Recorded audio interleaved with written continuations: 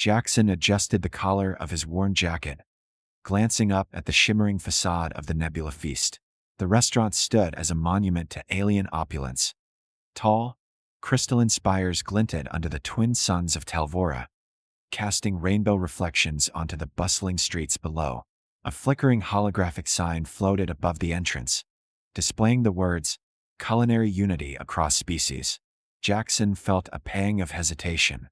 He didn't belong here, but Lyra's glowing recommendation of the place had convinced him to give it a try. The automated doors swished open, releasing a burst of cool, artificially scented air. Inside, the room buzzed with alien chatter. Talvora's elites gathered at round, floating tables, their conversations a symphony of hisses, clicks, and resonant hums. Jackson's arrival caused a noticeable ripple.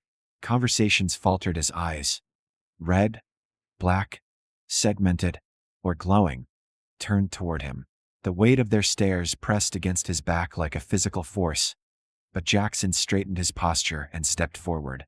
At the host's podium, a tall alien with silvery skin and elongated limbs glanced at him with thinly veiled disdain. The creature's iridescent eyes flickered as it scanned him, the corners of its lipless mouth curling downward.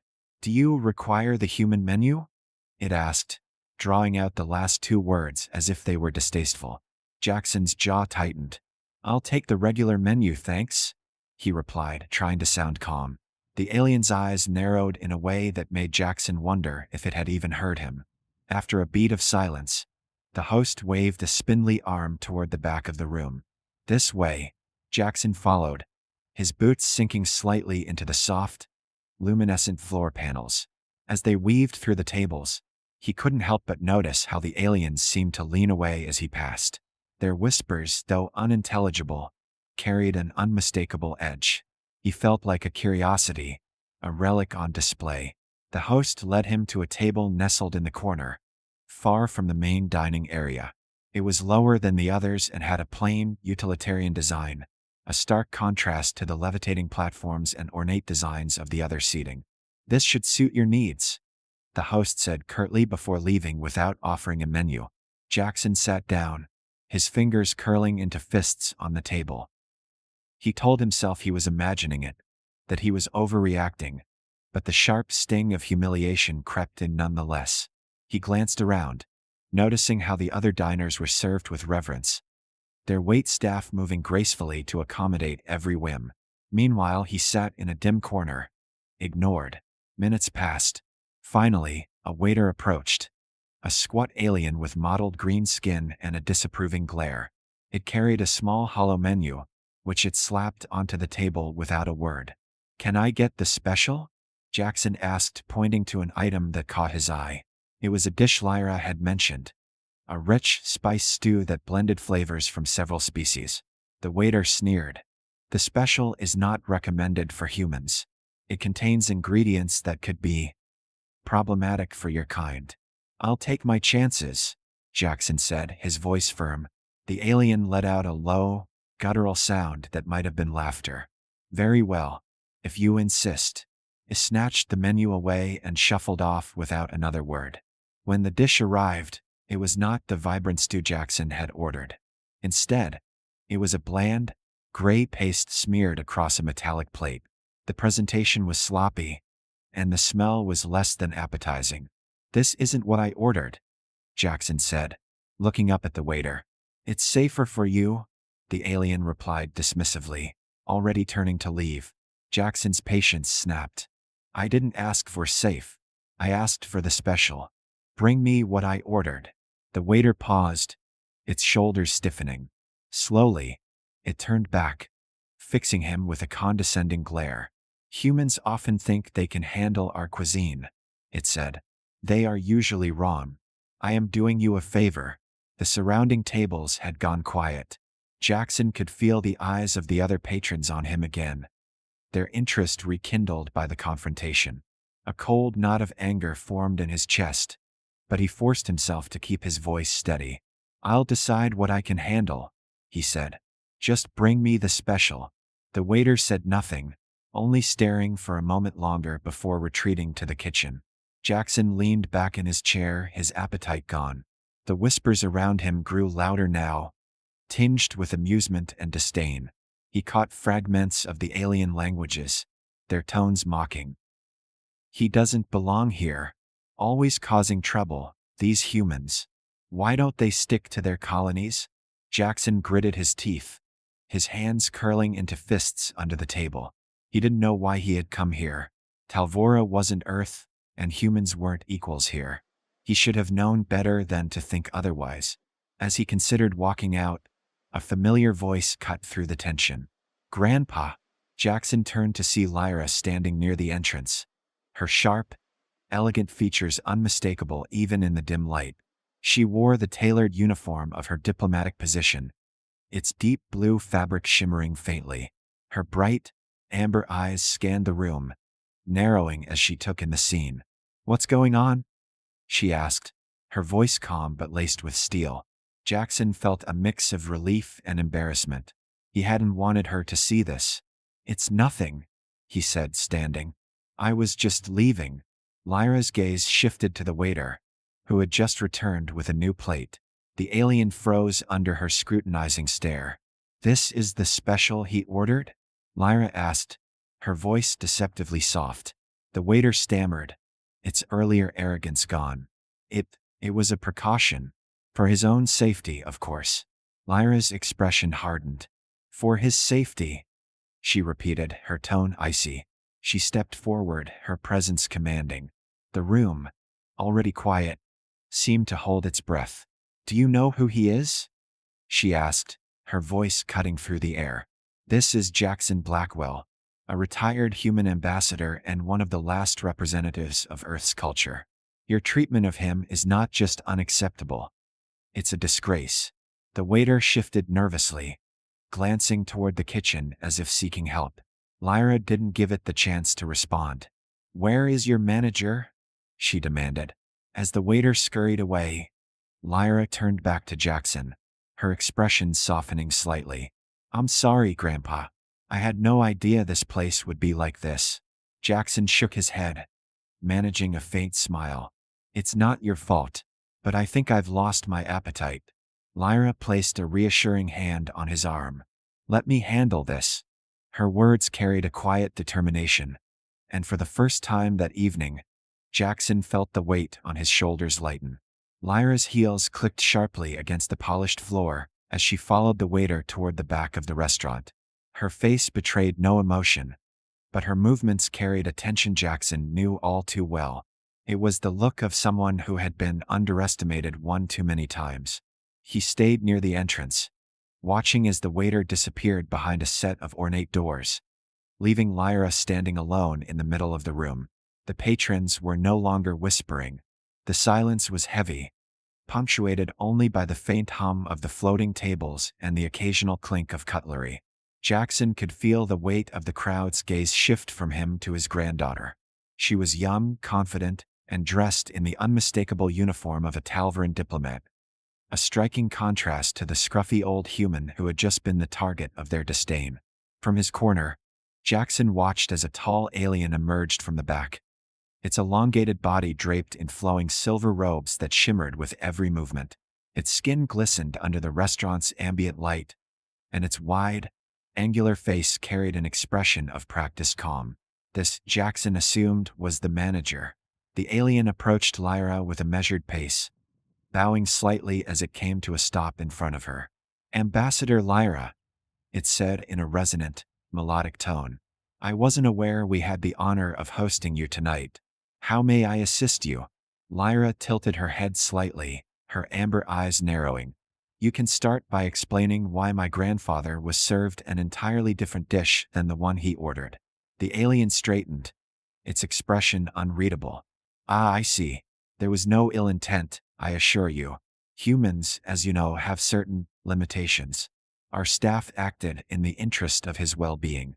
"That's not your decision to make," Lyra replied, her tone sharp. "He didn't ask for your opinion on what's suitable for him. He ordered the special and your staff refused to accommodate him. On top of that, they seated him in the far corner, away from the main dining area. Care to explain that?" The alien hesitated for the briefest moment before responding. We are mindful of our patrons' comfort. Some of our guests may find it distracting to dine alongside humans. It is a courtesy to all involved.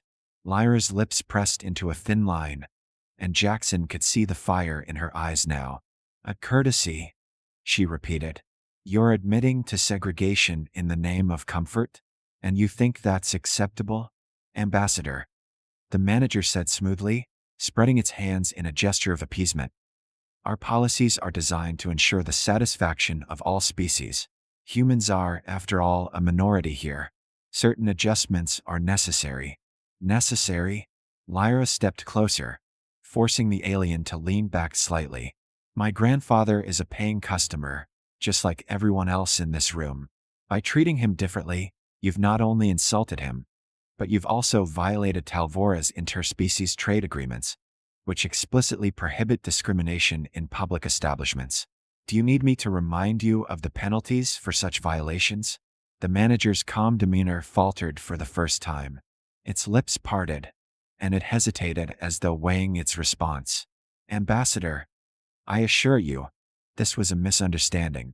We value all our patrons. Enough? Lyra cut in, her voice ringing with authority. I don't want assurances. I want action. Apologize to him. Refund his meal. And while you're at it, I suggest you reconsider how your staff is trained. If you don't, I'll make sure this restaurant's practices are brought before the council. The mention of the council sent a visible ripple through the room. Whispers broke out among the patrons, their voices carrying a mix of curiosity and concern.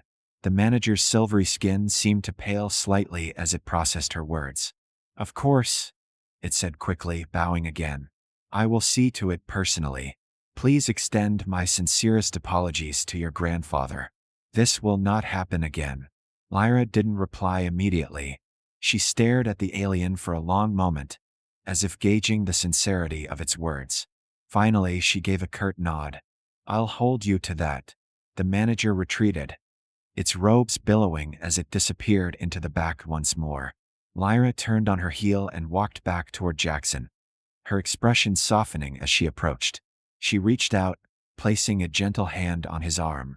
Are you all right? She asked. Jackson let out a breath he hadn't realized he was holding.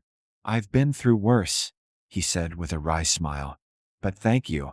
I'm not sure I could have handled that without losing my temper. Lyra returned his smile, though it didn't quite reach her eyes. You shouldn't have to handle it at all. They had no right to treat you that way. Jackson glanced around the room, noticing how the patrons were now avoiding his gaze. Their earlier hostility had been replaced by an uneasy silence. It's just how things are here, he said quietly. Humans are an afterthought in a place like this. It doesn't have to be, Lyra said firmly. Things won't change unless we make them. And we will. Jackson studied her for a moment, pride swelling in his chest. Lyra had always been determined, even as a child, but seeing her stand up for him with such confidence made him realize just how much she'd grown. You're going to make a difference here, he said softly. Lyra's expression softened further, and she squeezed his arm gently. Come on, let's get out of here. I know a better place where we'll actually be welcome. As they left the restaurant, Jackson couldn't shake the feeling that this wasn't the end of the matter. The manager's acquiescence had felt too smooth, too rehearsed, and the way the other patrons had reacted, with whispers and sidelong glances, hinted at something deeper, something that wouldn't be resolved with a single confrontation. Lyra must have sensed it too, because as they walked down the street, she said, I'm going to follow up on this. That manager might have apologized, but I don't trust them to actually change anything. Jackson nodded, his steps a little lighter now. You've got your work cut out for you, he said. But if anyone can do it, it's you. Lyra gave him a small, confident smile. You're damn right it is. The tension of the restaurant began to fade as they moved farther away. But the fire that had been ignited in both of them was far from extinguished. The next morning, Jackson sat on the balcony of Lyra's apartment, nursing a cup of steaming tea. The view stretched far and wide, revealing the vast, glittering cityscape of Talvora Prime. Spires of glass and metal twisted into the sky, their tops disappearing into the hazy glow of the atmosphere. Hovercrafts zipped between buildings, leaving faint trails of light in their wake. The sight was breathtaking, a stark contrast to the simpler days he'd spent back on Earth. Yet, for all its beauty, the city felt hollow. Jackson couldn't shake the memory of the previous night at the Nebula Feast. The humiliation still clung to him, an invisible weight pressing on his chest. No matter how much progress humanity had made in integrating with the broader galactic community, moments like that reminded him of how far they still had to go. Behind him, the sliding glass door hissed open, and Lyra stepped out, carrying a datapad. She was dressed in casual but professional attire, her hair pulled back in a neat braid. She set the datapad down on the small table and leaned on the railing, her sharp amber eyes scanning the skyline. "You didn't eat much breakfast," she said, glancing at him. "Are you feeling okay?" Jackson managed a faint smile. "I am fine. Just thinking." Lyra sat down across from him, folding her hands in her lap. "About last night?" He nodded, staring into his tea. "It's not the first time I've been treated like that, you know? When I first arrived on Talvora, there was a lot of skepticism about humans being here at all. But it felt different this time. More personal." Lyra's expression darkened. "It was personal. What happened last night was unacceptable. I've already submitted a formal complaint to the council about the restaurant's practices.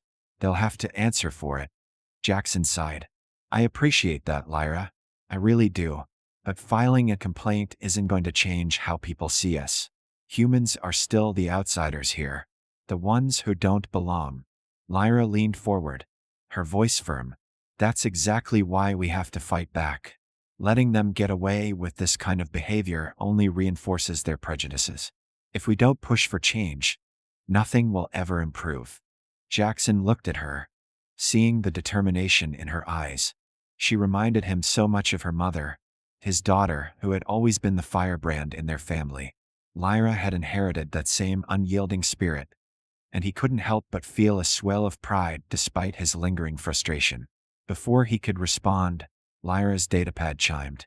She picked it up and scanned the screen, her brows knitting together as she read. "Looks like the council is already looking into the Nebula Feast. Apparently, there have been other complaints about their discriminatory practices." Jackson raised an eyebrow. "Other complaints? From humans?" "Not just humans," Lyra said, frowning. "Several species have reported similar treatment. It seems the restaurant has a habit of prioritizing certain clientele over others.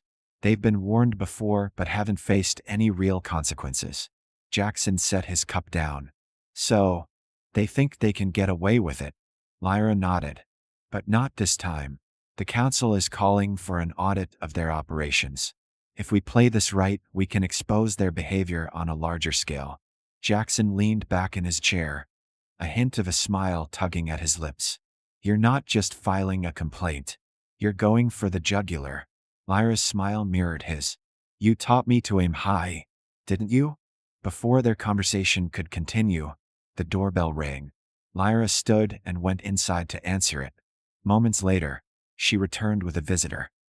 A tall, feline-like alien with sleek, black fur and piercing blue eyes. The newcomer wore a formal uniform adorned with the insignia of the Talvern judiciary. "Grandpa, this is Kalen," Lyra said, introducing the alien. "He's a council investigator and an old colleague of mine. I asked him to look into the situation." Kalen inclined his head in greeting, his voice smooth and measured.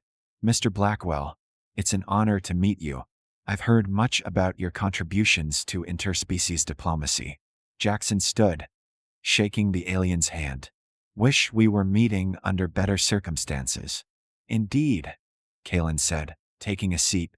"Lyra has briefed me on what happened at the Nebula Feast. Unfortunately, this is not an isolated incident. The restaurant's owner, Cyril Falvix, has a reputation for bending the rules in favor of profit and prestige. While their practices are technically legal, they tread dangerously close to violating Talvern law." "Close isn't good enough," Lyra said, her voice sharp. "We need something concrete to hold them accountable." Kalen nodded. That's where you come in, Mr. Blackwell. As a direct witness, your testimony could be invaluable. The council takes discrimination cases seriously, especially when they involve high-profile individuals like yourself. Jackson frowned. High profile? I'm just a retired ambassador. An ambassador who played a key role in Earth's admission to the Galactic Alliance, Kalen pointed out. Your name carries weight, whether you realize it or not. Jackson hesitated. The idea of stepping back into the spotlight after years of trying to live quietly didn't sit well with him. But then he thought about the other diners who had likely faced the same treatment or worse, and had no one to stand up for them. All right, he said finally. I'll do it. What do you need from me? Kalen's blue eyes glimmered with approval. A detailed account of what happened, for starters. I'll also need permission to access security footage from the restaurant. With any luck, we'll find evidence to corroborate your story. Jackson nodded. Whatever it takes. As Kalen and Lyra began discussing the next steps, Jackson leaned back and listened, a sense of purpose slowly replacing his earlier frustration. Maybe this wasn't just about what had happened to him. Maybe it was an opportunity to make things better, not just for humans, but for anyone who had ever been treated like they didn't belong. By the time Kalen left, the suns were beginning to set, casting a golden glow over the city. Lyra sat beside Jackson on the balcony, her expression thoughtful. You're sure about this? She asked. It's going to stir up a lot of attention. Jackson nodded. It's worth it. If we can shine a light on what's happening, maybe we can force some real change. Lyra smiled, a hint of pride in her eyes. Then let's make it happen. As the city lights began to twinkle in the growing darkness, Jackson felt a renewed sense of determination. This wasn't just about a bad meal or a rude waiter. It was about standing up for dignity and fairness no matter the odds. And with Lyra by his side, he knew they could take on whatever challenges lay ahead. The next morning, Jackson found himself sitting in a modest but bustling office in the heart of Talvora's judicial district. The room hummed with quiet efficiency. Clerks darting between desks, holographic screens displaying streams of legal documents, and the soft murmur of alien languages overlapping like an intricate melody. Despite the modern surroundings, the atmosphere reminded Jackson of his early days in diplomacy. High stakes, endless paperwork, and the constant sense that every action was under scrutiny. Kalen entered the room, his sharp feline features carrying a calm authority. He gestured for Jackson to follow him into a smaller conference room, where Lyra was already waiting. She had a mug of something steaming in her hands and a determined look on her face. "Morning, Grandpa," she greeted, setting her drink aside. "Ready to make some waves?" Jackson chuckled dryly, taking a seat across from her. "I'm here, aren't I?" Kalen closed the door behind them and activated a privacy field, the faint hum of the technology sealing them off from prying ears. "Thank you for coming in, Mr. Blackwell. We've already made progress on a few fronts. I've obtained preliminary security footage from the Nebula Feast. While it's incomplete, it confirms some of the discrepancies in how you were treated compared to other patrons." Lyra leaned forward. "What do you mean by incomplete?" Kalen's ears flicked back, a sign of annoyance. The footage was selectively edited. Conveniently, parts of the evening are missing, specifically the interactions between the waitstaff and Mr. Blackwell. Jackson frowned. "So, they're trying to cover their tracks." "It certainly seems that way," Kalen said. "However, we have other avenues to explore. Several former employees of the restaurant have agreed to provide statements about the establishment's policies. Their testimonies align with what you experienced: systematic favoritism towards certain species and deliberate marginalization of others." Lyra's jaw tightened. "That's a start, but it won't be enough to dismantle their practices. We need irrefutable evidence." Kalen nodded. "Agreed. That's why I've arranged for an independent audit of their business records. If we can prove that these practices are part of a broader policy, it will strengthen our case." Jackson sighed, running a hand through his silver hair. "This feels like a lot of bureaucracy for something that should be simple. They treated me and others like second-class citizens. Isn't that enough?" "It should be," Lyra said, her voice firm. But this isn't just about you, Grandpa. This is about holding them accountable on a systemic level. If we're going to make real change, we need to show the council and the public that this isn't an isolated incident. Jackson nodded slowly, the weight of her words sinking in. He'd spent much of his life fighting for equality and understanding between species. It wasn't just about him, and it never had been. Kalen adjusted the holographic display in front of them, pulling up a series of documents. Now, Mr. Blackwell, I need you to provide a detailed account of your experience. Every interaction, every word exchanged. The more specific you can be, the stronger our case will be. For the next hour, Jackson recounted the events of that fateful evening. He described the dismissive attitude of the waiter, the subpar meal, and the clear discomfort of the other patrons. Kalen listened intently, occasionally jotting notes or asking clarifying questions. Lyra sat silently, her hands clenched into fists, as she listened to her grandfather relive the humiliation he'd endured. When Jackson finished, the room was quiet for a moment. Kalen broke the silence, his tone thoughtful. Your testimony is compelling, Mr. Blackwell. Combined with the statements from former employees and the footage we've recovered, we have a strong foundation. But there's one more thing I'd like to try. Lyra raised an eyebrow. What's that? Kalen's blue eyes glimmered with determination. A covert inspection. If we can send in someone to pose as a customer and document their treatment firsthand, it could provide the undeniable proof we need. Jackson frowned. You want to set them up? Not a setup, Kalen corrected. An opportunity for them to show their true colors. If their staff operates as usual, the discrimination will speak for itself. Lyra glanced at her grandfather. What do you think? Jackson hesitated, weighing the idea. He didn't like the thought of tricking anyone. But at the same time, the restaurant's actions couldn't go unchecked. Finally, he nodded. If it helps expose the truth, I'm on board. Kalen's ears twitched in approval. Good. I'll make the arrangements. The rest of the meeting was spent ironing out the details. By the time they finished, the suns had shifted in the sky, casting the city in a warm, golden light. As they left the office, Jackson felt a mix of resolve and apprehension. This wasn't the life he'd envisioned for himself in retirement. But maybe that was the point. Change didn't come from standing still. That evening, Jackson and Lyra returned to her apartment. The atmosphere was quieter now, the earlier tension replaced with a sense of anticipation. As they sat on the couch, Lyra turned to him, her expression softening. I'm proud of you, she said. Jackson raised an eyebrow. For what? For not backing down, she said. A lot of people would have let it go. But you're standing up for what's right, not just for yourself, but for everyone else who's been treated unfairly. He gave her a small smile. I guess the apple doesn't fall far from the tree. Lyra laughed softly, the sound lightening the mood. Maybe not. They sat in companionable silence for a while, watching the city lights twinkle in the distance. But beneath the calm, Jackson could feel the storm brewing. The fight was far from over, and the path ahead would be anything but easy. Still, with Lyra by his side, he felt ready to face whatever challenges came their way.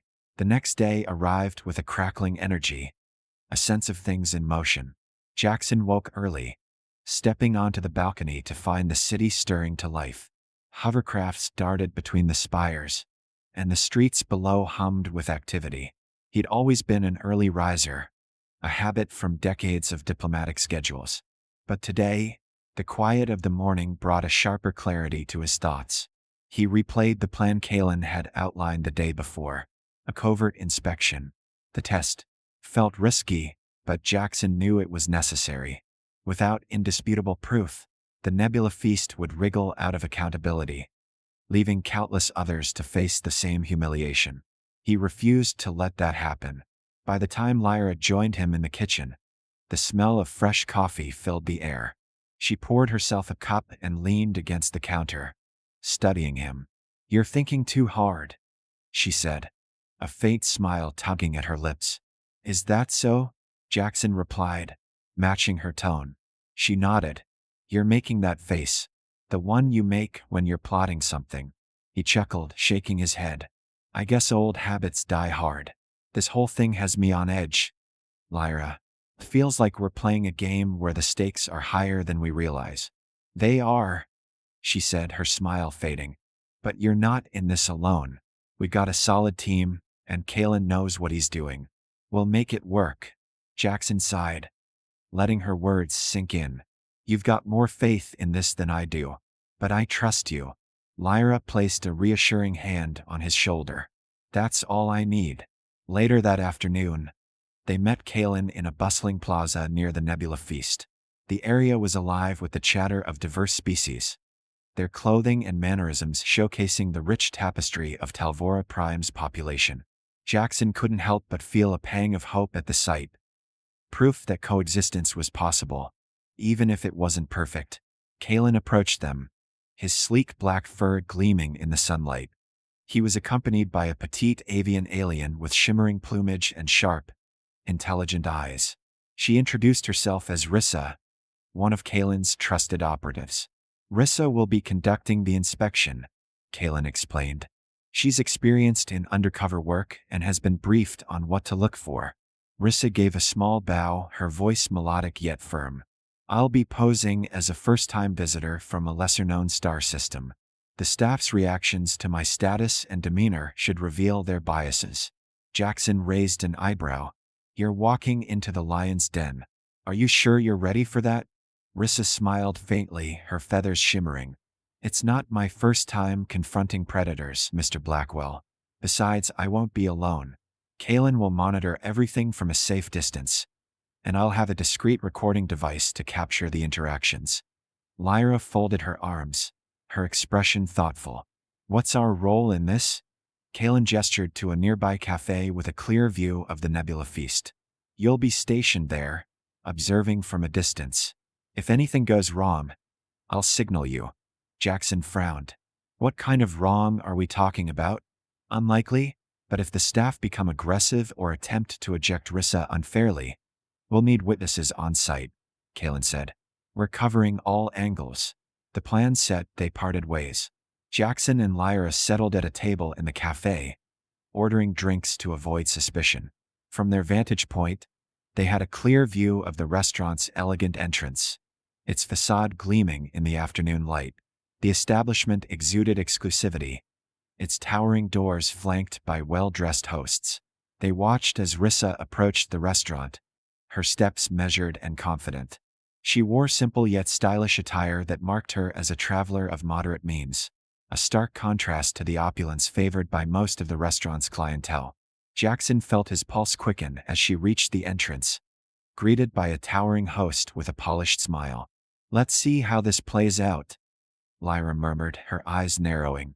Through their surveillance devices, they listened as Rissa introduced herself, requesting a table for one.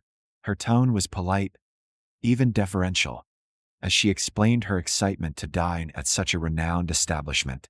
But the host's response was cool, his smile faltering as he scanned her attire and subtle markers of status. I'm sorry, the host said, his voice clipped. We're fully booked for the evening. Rissa tilted her head, her feathers ruffling slightly. Fully booked? I understand. But perhaps there's a cancellation? I'd be happy to wait.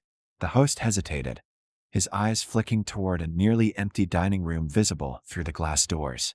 I'm afraid we can't accommodate you. Perhaps another time. Jackson clenched his fists under the table, anger bubbling to the surface. Did you hear that? He didn't even try to check. Lyra nodded, her jaw tight. It's blatant. Before Rissa could press further, a group of wealthy-looking patrons arrived, their laughter ringing out as they approached the entrance. The host's demeanor transformed instantly, his smile widening as he ushered them inside without hesitation. The contrast was stark, and Rissa's subtle shift in posture indicated she'd caught it too. Kalen's voice crackled softly in their earpieces. She's handling it well. Let's see if they make another mistake. Rissa stepped back, her tone still polite but firm. I see. Thank you for your time. I'll try again another day. As she turned to leave, another staff member, a younger alien with nervous energy, approached the host. Their conversation was quiet but not inaudible, the younger one casting glances at Rissa as they spoke. She's not one of our preferred types, the host muttered. Let it go. The younger staffer looked uncomfortable, shifting on their feet.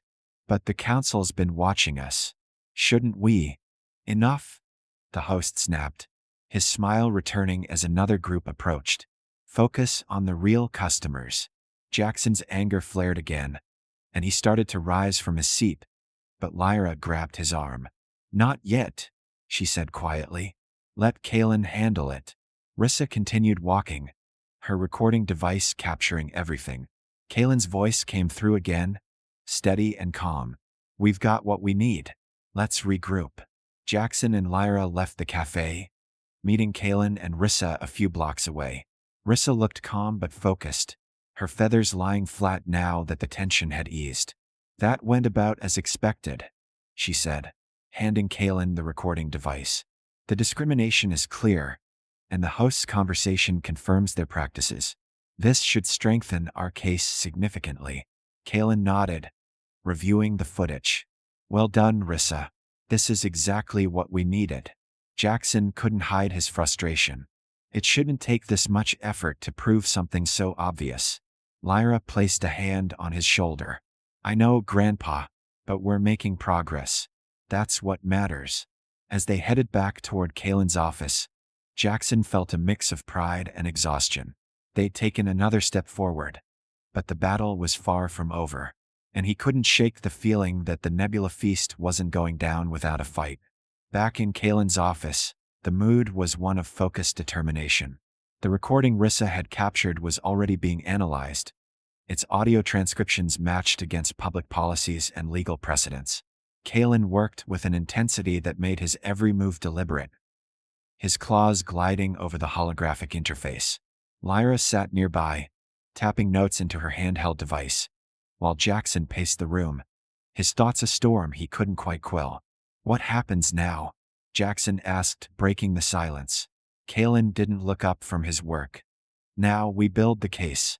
The evidence from Rissa's inspection is damning, but we need to contextualize it, show the broader pattern of behavior. Lyra glanced up from her notes.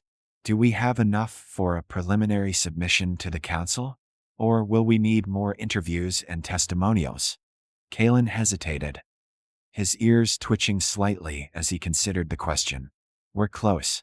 The security footage, the former employee statements, and now this recording form a strong triad of evidence. But to ensure this case holds weight, I want to confront the restaurant directly. Jackson stopped pacing and frowned. Confront them how? Kaylin's gaze sharpened. I'll file an official grievance through the district's anti-discrimination board. They'll be required to respond publicly, and if they're foolish enough to deny or dismiss the allegations, we'll use their own words against them. Sounds risky, Jackson said. What if they spin it in their favor? That's why timing is key, Kaylin replied. Once we file, the grievance becomes a matter of public record. The media will pick it up. We'll control the narrative by releasing portions of the evidence strategically, forcing them to address the issue on our terms. Lyra nodded. It's a good plan, and if we can get a statement from the owner, or catch them making excuses, it'll only strengthen our position. Jackson rubbed the back of his neck, uneasy but resigned. I don't like dragging this out, but I see the sense in it. Let's do it. Kaylin sent the grievance document within the hour, his formal tone laced with just enough urgency to demand attention. The moment it was submitted, the clock started ticking. The restaurant would have 72 hours to respond, and Kaylin predicted their reaction would be defensive. The waiting game began. That evening, Lyra insisted they take a break. Sitting here staring at data won't help, she said, dragging Jackson out of the office. Let's get some air. They ended up at a quiet park near the city center, its sprawling greenery a rare luxury on Talvora Prime. Alien flora glowed faintly in the twilight, casting soft blues and purples over the walking paths. Jackson sat on a bench, watching a group of children play with a hovering ball that zipped unpredictably through the air. Lyra sat beside him, sipping from a flask she'd brought. She passed it to Jackson, who took a cautious sip, his eyebrows lifting at the sharp but pleasant burn. Not bad, he said, handing it back. Imported from Earth, she replied. Figured you'd appreciate a taste of home. Jackson smiled faintly but didn't respond. His gaze drifted back to the children, their laughter mingling with the soft hum of the park's artificial ecosystem. Lyra studied him for a moment before speaking. You've been quieter than usual, she said. What's on your mind? He sighed, leaning back against the bench. Just thinking about how far this has spiraled. I came here to spend time with you, to relax, and now I'm neck deep in another fight. I can't help wondering if I'm too old for this. Lyra frowned. Don't say that. You're not too old to stand up for what's right. If anything, your experience makes you better at it. Maybe, Jackson said. But I didn't want to drag you into this. She shook her head. You didn't drag me into anything, Grandpa. I chose to help because I believe in you, and because this fight matters. You taught me that. Her words hung between them, a poignant reminder of the legacy he'd built without realizing it. Jackson nodded slowly, his resolve hardening. You're right. I just needed to hear it. They sat in companionable silence for a while, watching as the park's lights dimmed, signaling the transition to evening. The city skyline sparkled in the distance, a testament to the blending of cultures and technology. It was a vision worth protecting. The following day brought the first response from the Nebula Feast. Kalen received an official statement from the restaurant's legal team, claiming the allegations were unfounded and the result of a misunderstanding. They denied any systemic bias and insisted that their staff followed inclusive and respectful practices. Jackson snorted when he read the statement. Typical corporate nonsense. They're trying to sweep it under the rug. Kalen smirked, his sharp teeth glinting. Let them try. Their denial gives us the perfect opening. He immediately began drafting a counterstatement, one that highlighted the contradictions in the restaurant's claims. With Lyra's help, he crafted a narrative that was both factual and emotionally compelling, weaving in Jackson's story as a centerpiece. When the statement was ready, Kalen sent it to a trusted journalist who specialized in civil rights issues. Within hours, the story was live, accompanied by excerpts from the security footage and Rissa's recording. The headline was blunt: Discrimination in the Stars. Renowned restaurant faces allegations of bias. The article spread quickly, sparking a flurry of reactions on social media. Some commenters expressed outrage, sharing their own experiences of discrimination on Talvora Prime. Others defended the restaurant, accusing Jackson and his team of exaggeration. The debate was fierce, but the public pressure was undeniable. By the time evening fell, Kalen's office was buzzing with activity. Calls and messages poured in from reporters, activists, and even a few council members. Lyra managed the influx with practiced efficiency, while Kalen coordinated with their growing network of allies. Jackson watched the chaos unfold, a mix of pride and trepidation swirling in his chest. They'd set the wheels in motion, and there was no turning back now. Kalen approached him, a rare flicker of approval in his sharp blue eyes. You've made an impression, Mr. Blackwell. The restaurant's owner has requested a private meeting to discuss the allegations. Jackson raised an eyebrow. A private meeting? Sounds like they're trying to avoid more bad press. Exactly, Kalen said. But it's an opportunity we can't ignore. If we handle it right, we might get them to admit fault, or at least reveal more about their practices. Lyra crossed her arms. Do you think it's a trap? Kalen's ears twitched thoughtfully. Possibly, but we'll be prepared. Jackson nodded, his jaw set. Let's hear what they have to say. As the team finalized their strategy for the meeting, Jackson felt a renewed sense of purpose. He hadn't sought out this fight, but now that he was in it, he wouldn't back down. Too many lives were at stake. Not just his own, but everyone who deserved better. The private meeting was set for the next day at a neutral venue, a sleek conference hall in the heart of the city. It was a place often used for negotiations and mediations, its polished glass walls and ambient lighting designed to foster a sense of calm and professionalism. Despite its serene atmosphere, Jackson couldn't shake the tension knotting his shoulders as he arrived with Kalen and Lyra. They were greeted by a liaison, a stoic alien with luminous skin, who led them to a spacious room. The conference table was long and gleaming, with holographic projectors embedded at its center. On the far side sat Alrin Vex, the owner of the Nebula Feast. He was a tall, regal-looking figure with sharp features and piercing eyes that immediately assessed Jackson and his companions. Beside him sat a legal representative, a stern-faced individual with a briefcase full of documents. Kalen, ever composed, offered a polite nod as they took their seats. Lyra positioned herself next to Jackson, her posture straight and unyielding. It was clear from the start that this was not going to be a cordial meeting. "Mr. Blackwell," Alrin began, his tone clipped but civil. "Thank you for agreeing to meet with us. I believe we can resolve this misunderstanding amicably." Jackson leaned back in his chair, studying the man. "Misunderstanding? I'd call it something else entirely." Alrin's expression tightened, but he maintained his composure.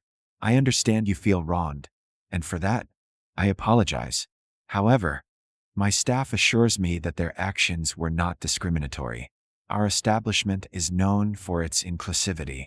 Kalen leaned forward, his tone razor-sharp. "If that's the case, how do you explain the recordings and testimonies we've collected? They paint a very different picture." Alrin glanced at his lawyer, who cleared their throat and spoke in a measured voice. "We've reviewed the footage, and while we acknowledge that certain interactions may appear problematic, they do not reflect our official policies. Any discrepancies are due to individual misjudgments, not systemic issues." Lyra scoffed. "That's a convenient excuse. Blame the employees instead of addressing the culture you've created." Alrin's gaze shifted to her, his eyes narrowing slightly. "With respect, Ms. Blackwell, running an establishment of our caliber requires a delicate balance. Mistakes happen, but it's unfair to condemn an entire organization for isolated incidents." Jackson's temper flared, but he forced himself to remain calm. "Isolated incidents? This isn't just about me. Your former employees, customers, and even casual observers have pointed out a pattern. You can't ignore that." Alrin's lawyer interjected, their tone firm. "We're not ignoring it. In fact, we've already begun an internal review to address these concerns. However, the public nature of your accusations has caused undue harm to our reputation." Kalen smirked, his eyes gleaming with challenge. "Your reputation isn't the victim here, Mr. Vex. The people you've alienated and humiliated are." The room fell into a tense silence. Alrin's jaw tightened, and for a moment, it seemed as if he might lash out. Instead, he took a deep breath and gestured to the holographic projector. "Allow me to show you something." The projector flickered to life, displaying a series of charts and statistics. Alrin explained how the Nebula Feast had implemented diversity training and outreach programs in recent years, presenting it as evidence of their commitment to fairness. It was an impressive display, but Jackson wasn't convinced. "This is all very polished," Jackson said, his voice cutting through the presentation. "But numbers and initiatives don't mean much when the reality tells a different story." Alrin's lawyer opened their mouth to respond, but Kalen raised a hand. "Let's cut to the chase. We're not here for a show of goodwill. We're here because your practices have caused real harm, and we need a resolution." "And what resolution do you propose?" Alrin asked, his tone carefully neutral. Kalen leaned forward, his gaze unflinching. "A public acknowledgement of wrongdoing, immediate corrective actions, and compensation for those affected. That includes Mr. Blackwell." Alrin's lawyer bristled. "That's a steep demand." "It's the bare minimum." Lyra shot back, her eyes blazing. "If you think sweeping this under the rug will work, you're mistaken." The tension in the room escalated, the air thick with unspoken conflict. Jackson felt the weight of their words pressing down on him, but he refused to back down. This wasn't just about justice for himself. It was about making sure no one else had to endure what he had. Alrin leaned back in his chair, his expression unreadable. For a moment, the only sound was the faint hum of the projector. Then he spoke. "I need time to consider your demands," he said. "This isn't a decision I can make lightly."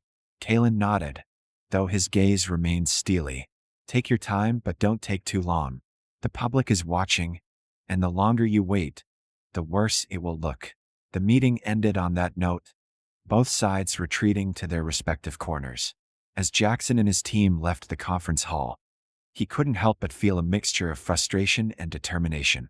They hadn't gotten the resolution they wanted, but they'd made their stance clear. Now it was a waiting game. Back at Kalen's office, the team regrouped to discuss their next steps. Lyra paced the room, her energy restless.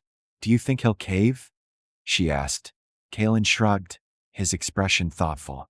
"He might. Auron Vex is a businessman, and his reputation is on the line. But if he doesn't, we'll be ready." Jackson sat quietly, his mind churning. The meeting had been a reminder of just how deeply entrenched these issues were. It wasn't enough to expose them, they had to dismantle them piece by piece. And he was willing to do whatever it took to make that happen. As the team settled in for another long night of planning, Jackson felt a renewed sense of purpose.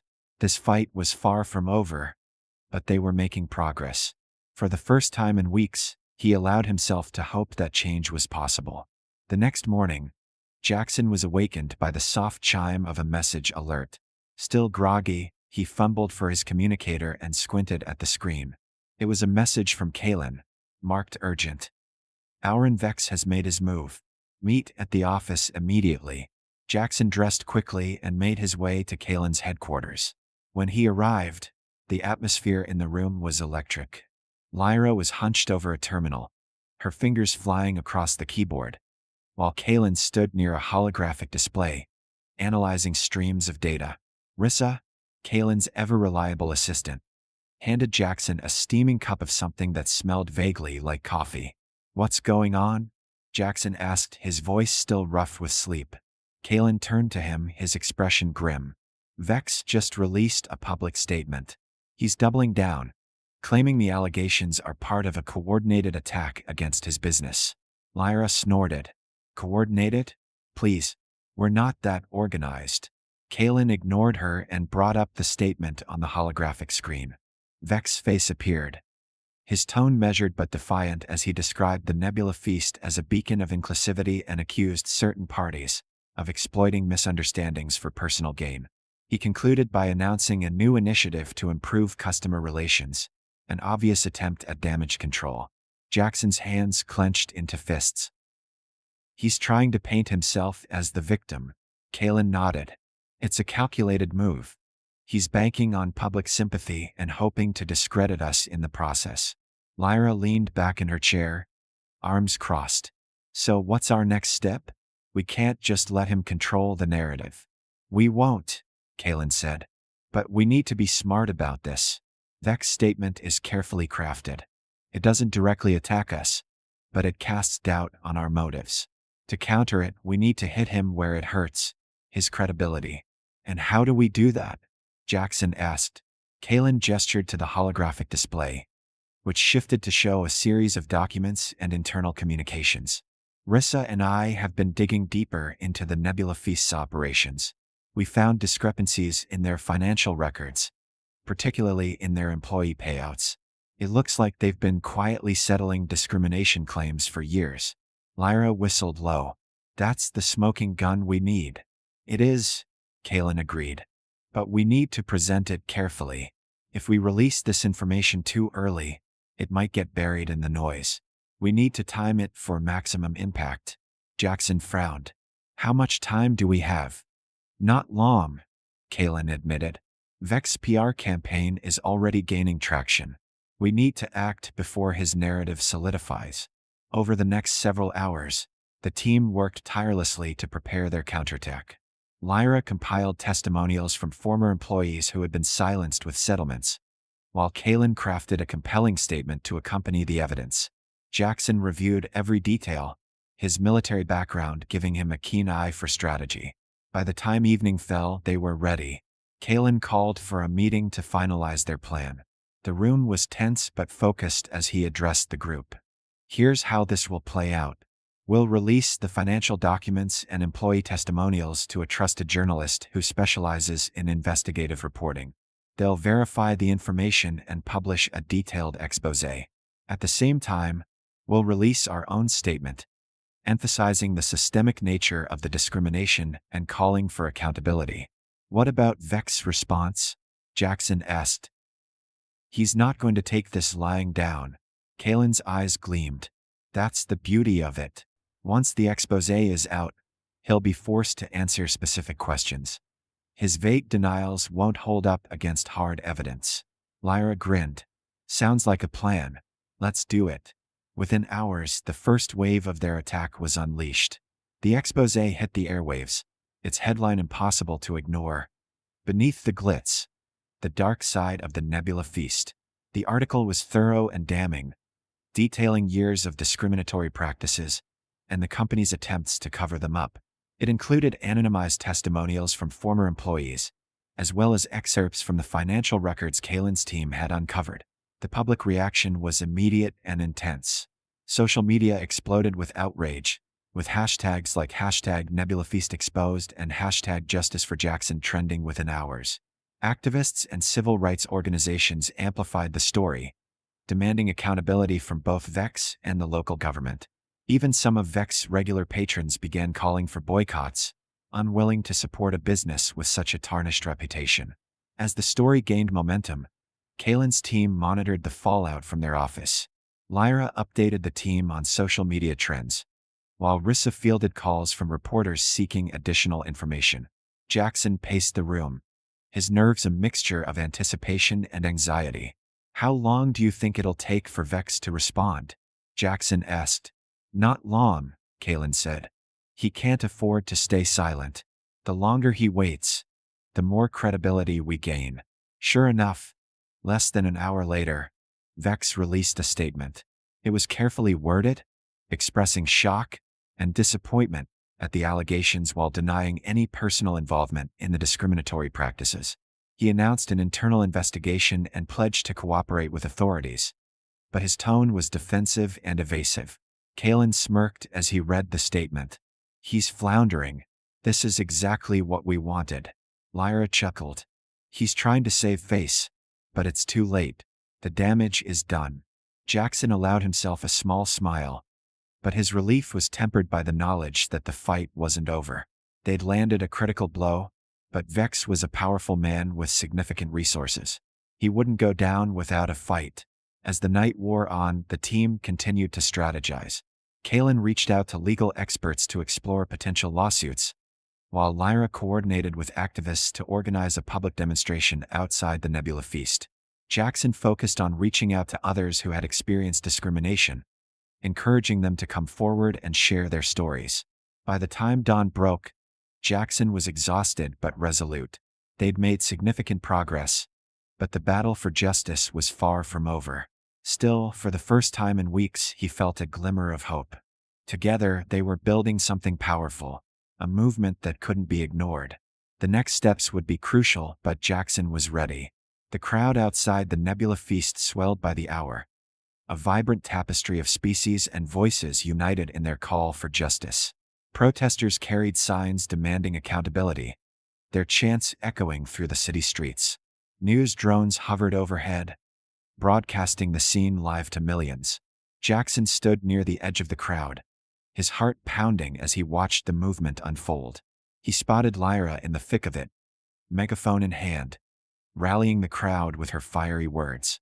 Kalen stood beside her, his presence calm but commanding as he spoke with reporters, emphasizing the need for systemic change.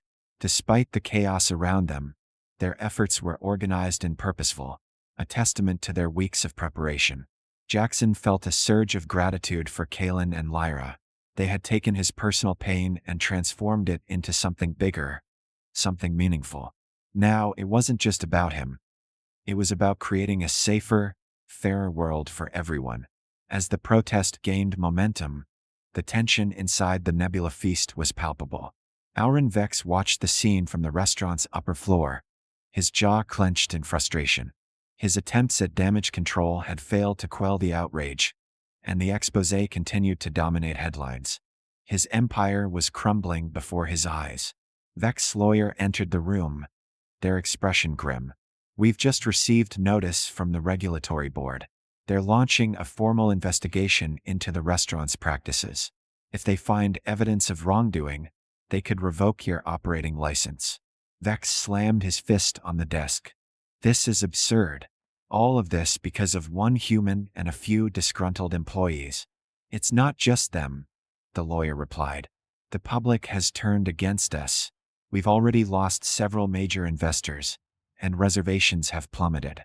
If we don't act quickly, we won't have a business left to save. Vex scowled, his mind racing.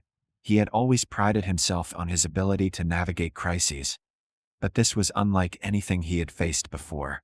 His usual tactics, denial, deflection, and strategic silence, were proving ineffective against the relentless tide of evidence and public outrage. Outside, Jackson was approached by a reporter, a young alien with wide, curious eyes and a microphone. "Mr. Blackwell," they said, "how does it feel to see so many people standing with you today?" Jackson hesitated, the weight of the question pressing down on him. He glanced at the crowd, their faces a mixture of anger and hope, and took a deep breath. "It's overwhelming," he admitted. "I never expected my experience to resonate with so many. But this isn't just about me. It's about holding people accountable and ensuring no one else has to go through what I did." The reporter nodded, their expression earnest. "What do you hope to achieve with this protest?" "Change," Jackson said simply. "Real, lasting change." The interview ended, and Jackson returned to the heart of the protest. Lyra spotted him and handed him the megaphone. "Your turn," she said with a grin. "They need to hear from you." Jackson hesitated, his nerves jangling. But as he looked at the crowd, he saw their expectant faces, their unwavering support. Summoning his courage, he stepped onto a makeshift platform and raised the megaphone.